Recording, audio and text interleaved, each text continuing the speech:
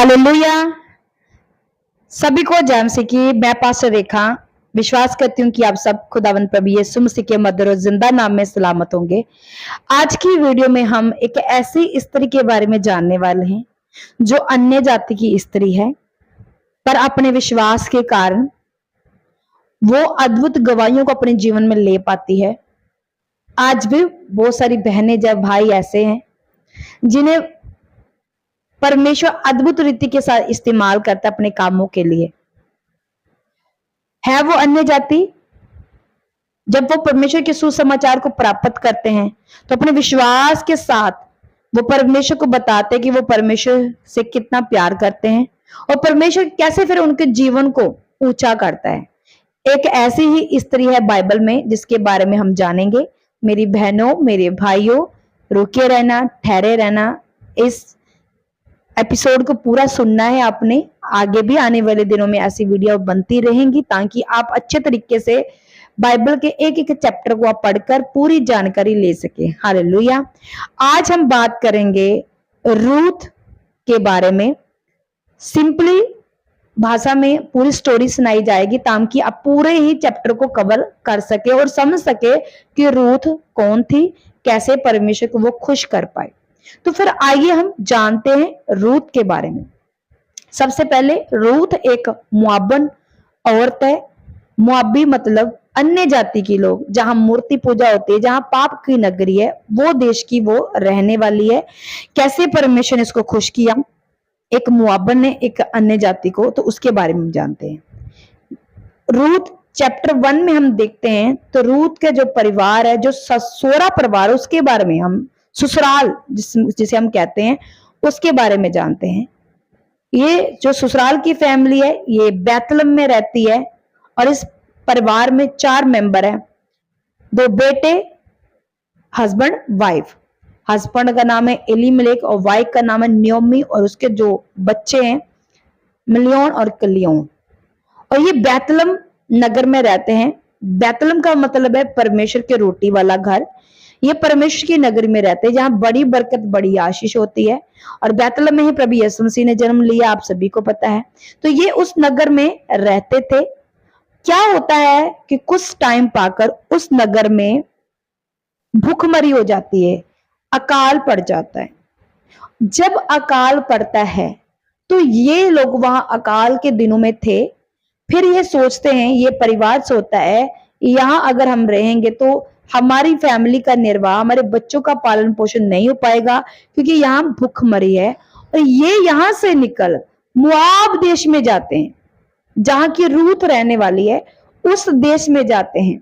और वो देश जो था वो परमेश्वर की नजरों में सही देश नहीं था, वो एक पाप की नगरी थी।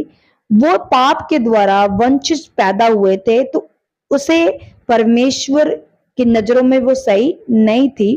क्योंकि अब्राहम के जो भतीजा था लूत, उसकी बेटियों के द्वारा, पाप के द्वारा ये नगर बसा था। ये वहां के वंशज ऐसे थे। तो परमेश्वर इस नगर से नहीं प्यार करता था। ये उस नगर की ओर जाते हैं क्योंकि वहां रोटी थी, वहां कोई भी अकाल नहीं था। बड़े अच्छे तरीके से यहाँ रहते हैं और वहां बहुत अच्छे तरीके रहने से इनका अच्छा टाइम चलता जा रहा है। एलीमेलेक की वहां मौत हो जाती, जो घर का हेड था सदस्य, उसकी मौत हो जाती है। अब नियोमी और उसके बेटे रह जाते हैं। जब नियोमी उसके बेटे रह जाते, बेटे बड़े होते, सब अच्छी तरह फिर से चलने लगता है, तो वो अपने बेटियों की शादी कर देती है मुआबन स्त्रियों के साथ, वहां की लड़कियों के साथ शादी कर देती है, जिनमें से छोटी बहू का नाम है रूथ। तो ये अन्य जाति की औरतें थी, इनके साथ शादी हो जाती है। शादी होने के बाद कुछ टाइम फिर अच्छा चलता है। बाद में क्या होता है, इनके 2 बेटे थे जो, वो भी डेथ हो जाती है। अब ये तीनों ही विधवा हो जाती है, नियोमी और उसकी बहुएं ये विधवा हो जाती है। नयोमी का पति भी मर जाता है, बेटे भी मर जाते हैं, ये विधवा होगी। अब नयोमी को पता चल गया कि वो जो हमारा बैतलहम घर था वहां अकाल खत्म हो चुका था, वो फिर से बसने लगा है अच्छे तरीके के साथ। अब वो अपने परिवार की ओर लौटना चाहती है, अपने घराने की ओर वापस जाना चाहती है, जहां से वो आई थी वहां वापस जाना चाहती है। वो अपनी आंखों से देखती कि अब मेरा रहा तो कुछ नहीं यहाँ पर रहने का, मैं बगाने देश में आई हूँ, परदेसी हूँ मैं यहाँ पर, मुझे अपने देश में चलना चाहिए, क्योंकि अपना देश तो अपना ही देश होता है ना, तो मुझे अपने देश में चलना चाहिए। तो ये अपनी बहुओं को बुलाती है और कहती है कि बहुओं, बेटियों, मेरी बात सुनो, ऐसा करो कि तुम तो जवानी में हो, तो तुम ऐसे करो अपने मायके चली जाओ, मैं जा रही हूँ जहां से मैं आई थी बैतलहम में, वहां वापस जा रही हूँ, तुम भी अपने मायके चली जाओ, ताकि तुम्हारी दोबारा से शादी हो जाए, तुम अपनी फैमिली बसा सको, तुम जाओ। तो ये बहुएं नहीं मानती है, ये कहती है हम नहीं जाएंगे, हम नहीं जाएंगे, हम आपके पास ही रहेंगे, ये ऐसा कहती है। पर ज्यादा जोर पाने के कारण जो बड़ी बहू मान जाती है, वो अपने पिता के घर जाने के लिए रेडी हो जाती है। पर जो रूथ थी ये नहीं मानती है, ये कहती कि मैं तुम्हारे साथ ही रहूंगी, अपनी सास को बोलती है। तो आइए हम उस वचन को पढ़ेंगे जहां वो अपनी सास को ये बोल रही होती है। आप मेरे साथ बाइबल को निकालिए, रूथ की पुस्तक निकालिए, और यहाँ से हम जानते हैं कि कैसे उसने अपनी सास को मना कर दिया था। क्या बोलती है रूथ? पहला चैप्टर 16 में लिखा, रूथ बोली, तुम मुझसे ये विनती कर कि मुझे त्याग जा, छोड़कर लौट जा, क्योंकि जिधर तू जाए उधर मैं जाऊंगी, जहां तू टिके वहां मैं भी टिकूंगी, तेरे लोग मेरे लोग होंगे और तेरा परमेश्वर मेरा परमेश्वर होगा, जहां तू मरेगी वहां मैं भी मरूंगी और वही मुझे मिट्टी दी जाएगी। यदि मृत्यु छोड़ो किसी कारण मैं तुझसे अलग हूं, तो यहोवा मुझसे वैसा ही वरन उससे भी अधिक करे। खुदावन के प्यारे लोगों, जो अन्य जाति की औरत है, इसी यहोवा के साथ क्यों इतना प्यार हो गया? क्यों ये कहने लगी कि जो तेरा परमेश्वर होगा मेरा परमेश्वर होगा, तो अगर मैं तेरे साथ बुरा करूंगी तो यहोवा परमेश्वर की मर्जी के अनुसार मेरे ऊपर दंड आए।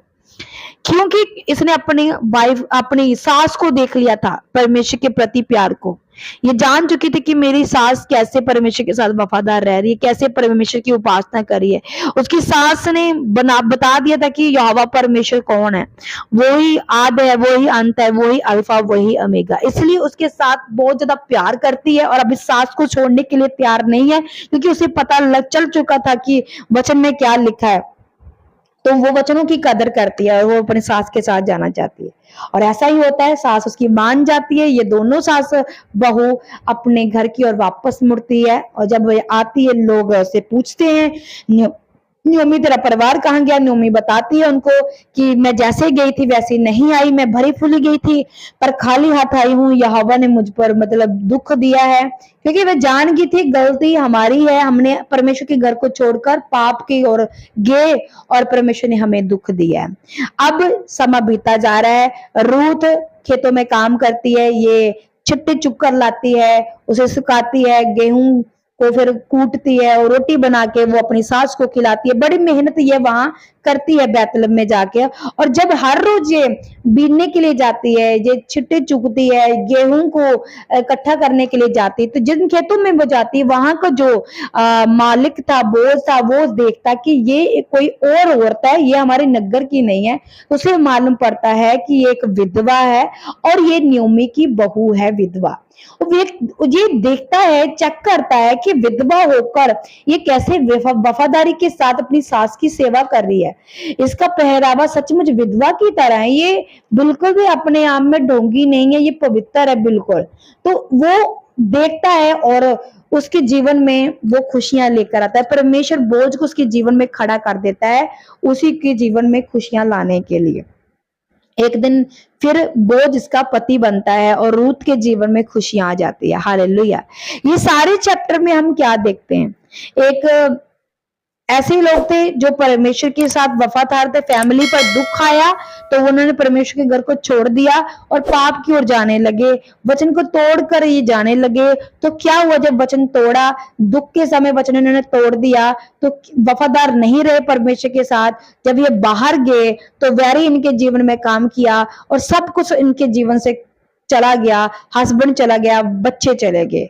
जब हम परमेश्वर की आज्ञा को तोड़ते हैं तो दंड हमारे ऊपर आता ही है। परमेश्वर फिर हम खुले में हमें छोड़ देता है, जहां वैरी हमारे ऊपर अटैक करता है, हमला करता है, हमें घात करता है। दूसरी तरफ हम ये देखते हैं कि एक अन्य जाति की औरत वो परमेश्वर में आती है, परमेश्वर को जानती है और विश्वास करती है परमेश्वर के ऊपर और वचनों को पूरा करती है। वो अपनी सास को छोड़ती नहीं, वो छोड़ सकती थी, उसका मायका परिवार था, वहां वो जा सकती थी, पर उसने अपने मायके परिवार को नहीं चुना, बल्कि उसने अपनी सास को सुना और उसकी सेवा करना उसे अच्छा लगा। जवानी के दिनों में उसने अपनी सास की सेवा की, ना कि अपने माता पिता के घर में जाके घर बसाने की उसने कोशिश की। एक अन्य जाति का इंसान आकर वो मसीह से कैसा प्रेम करता है, परमेश्वर के कैसे रंग में रंग जाता है और परमेश्वर भी कैसे उसे अपने रंग में डाल देता है। कैसे परमेश्वर उसकी मेहनत को देखकर, उसके प्रेम को देखकर, निष्ठ जो विश्वास उसको देखकर कैसे परमेश्वर उसे सब कुछ वापस करता है। बोझ उसकी जिंदगी में आता है और बोझ आता है तो सब कुछ बदल जाता है उसके जीवन में। आज खुदावंद के प्यारे लोगों, हम मसीह में थोड़ा जब दुख हमें आ जाए ना, तकलीफ आ जाए, तो हम बातें करने शुरू कर दे, प्रभु तूने मेरी प्रार्थना क्यों नहीं सुनिया, तूने मैंने उत्तर नहीं दिता, प्रभु आपने ये नहीं किया, वो नहीं किया। हम मार्ग भटक जाते हैं। यहाँ क्या हुआ है, ये मार्ग भटकी नहीं बल्कि परमेश्वर के साथ बनी रही। हालांकि परमेश्वर के बारे में इतना नहीं जानती, जो सास से सुना था कि परमेश्वर ऐसा है, उसी के अकॉर्डिंग जीवन को जी रही है, अपने विश्वास को पकड़े हुए हैं, डगमगाने नहीं दिया है। विधवा थी पर फिर भी हारी नहीं, अड़ी रही, खड़ी रही, तो परमेश्वर ने इसे ऊंचा किया। आज मेरी बहनें क्या करती है, क्यों डिवोर्स होते हैं फैमिलियों में, क्यों क्लेश होते हैं फैमिली में? क्योंकि आज उन्होंने अपने मायके को ज्यादा काम में लाया हुआ है। माता पिता को छोड़ अपने किसी से और से अच्छा ही नहीं उन्हें लगता है। सास ससुर माता पिता नहीं बल्कि मायके वाले माता पिता है। अगर ऐसी बातें होती ना तो रूथ क्या करती, अपने माता पिता के पास वापस जाती, पर नहीं, वो ससुराल में जाना उसे अच्छा समझा, जहां उसका पति उसके साथ नहीं है, पर वो ससुराल में जाती है। उसने ससुराल का चुनाव किया, ना कि मायके का चुनाव किया। आज मेरी बहनें कहती तो है, मेरा हस्बैंड मेरी बात नहीं मानता। कैसे मानेगा? क्योंकि आप हर वक्त मायके मायके मायके करते रहते हो। वो सुनेगा क्योंकि आप उनकी बात नहीं सुनते हो। अगर आप अपने परिवार में खुशियां चाहती है, आनंद अगर चाहते हैं कि परमेश्वर आपके जीवन में 100 गुना फलों को दे, आप प्रार्थना करने वाली, उपवास करने वाली हैं, चाहती फल आए, तो फल कैसे आएंगे? परमेश्वर के वचन के ऊपर चलकर। हमें रूथ की ओर ध्यान देना है। कैसे? वो परमेश्वर के वचन के ऊपर चली, उसने अपनी सास की ओर देखा, ना कि मायके की ओर देखा है। भरोसा किया परमेश्वर के ऊपर, तो परमेश्वर ने उसके भरोसे के ऊपर 100 गुना फलों को बरसाया है।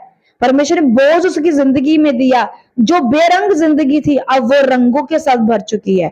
हालेलुया। परमेश्वर किसी का कर्जदारी, परमेश्वर किसी का कुछ रखता नहीं। अगर आप विश्वास करते तो परमेश्वर आपको 100 गुना वापस करता है। रूथ के जीवन में 100 गुना वापस आया, 100 गुना वापस। गरीबी उसने काटी है पर अमीरी उसके जीवन में आई, क्योंकि उसने परमेश्वर पर भरोसा रखा। दुख में सुख में रही, उसने कहा जो तेरा परमेश्वर होगा वही मेरा परमेश्वर होगा। तो देखो, परमेश्वर भी किसी का पक्षपात नहीं करता।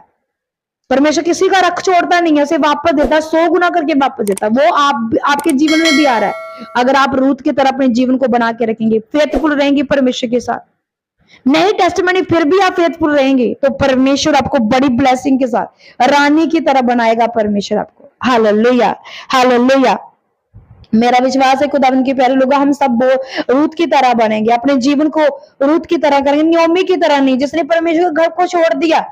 अब छोड़ने के बाद जब दुख आया फिर परमेश्वर से याद आ रहा, वो क्या फायदा? जब सब कुछ चला गया बाद में याद करना परमेश्वर को, फिर कोई फायदा थोड़ी है। आना तो उसी जगह पे ऊपर है ना, घूम फिर पर, तो फिर जाना क्यों? परमेश्वर के बाड़े से बाहर क्यों जाना? क्यों उन गलत संगतियों में जाना जहां फिर से हम परमेश्वर के पास आकर हमने माफी मांगनी है? तो क्यों हम बुरे काम करें? Hallelujah, hallelujah. तो खुदावंद के प्यारे लोगों, परमेश्वर में रहकर ही बरकत है, परमेश्वर में रहकर ही आशीष है। जो हमें परमेश्वर में रहकर मिली वो कहीं से हमें नहीं मिलनी है। उसने हमें बढ़ाना, उसने हमें ऊंचा करना है। हालेलुया। मेरा विश्वास है कि आप सब खुदावंद के कलाम को ले चुके हो, समझ चुके हैं। हालेलुया। प्रभु आपको बरकत दे, आशीष दे, और आप इसी तरह परमेश्वर में बने रहे। इसी तरह इन वीडियो को लाइक जरूर करें मेरी बहनों, लाइक कर दिया करो। लाइक यार थम आ रहा है ना, इसे दबा दो, लाइक कर दो और चैनल को सब्सक्राइब कर दो भाई। ऐसी वीडियो आपको लोगों के लिए आती रहेंगी। और जो लोग प्रार्थना करवाना चाहते हैं उनके लिए नंबर भी आएगा और आप उस नंबर के द्वारा प्रार्थना करवा सकते हैं, अपने टेस्टिमनी को भेज सकते हैं। आपको कैसी वीडियो लगी उसके बारे में कमेंट सेक्शन में कमेंट भी कर सकते हैं, क्योंकि आप जब कमेंट्स करेंगे हमें बहुत अच्छा लगेगा, हमें और अच्छा करने की अंदर प्रभु ताकत देगा कि हम और अच्छा करें, आप लोगों के लिए ऐसी वीडियो लेके आए। God bless you. प्रभु में सदा आनंदित रहना है, हंसते रहना, मुस्कुराते रहना, चाहे दुख हो चाहे सुख हो। प्रभु ऐसा नहीं कि दुख में रहने देगा, कुछ टाइम के लिए दुख आते हैं पर प्रभु वहां से निकालता है, हमें सुखों की नगर में लेके जाता है। जैसे रूत के जीवन में दुख आया पर परमेश्वर को सुखों की ओर लेके गया। Hallelujah, hallelujah. God bless you. प्रभु में सदा आनंदित रहें, हंसते रहें, मुस्कुराते रहें, शैतान को यीशु नाम में रुलाते रहें। God bless you, God bless you, God bless you.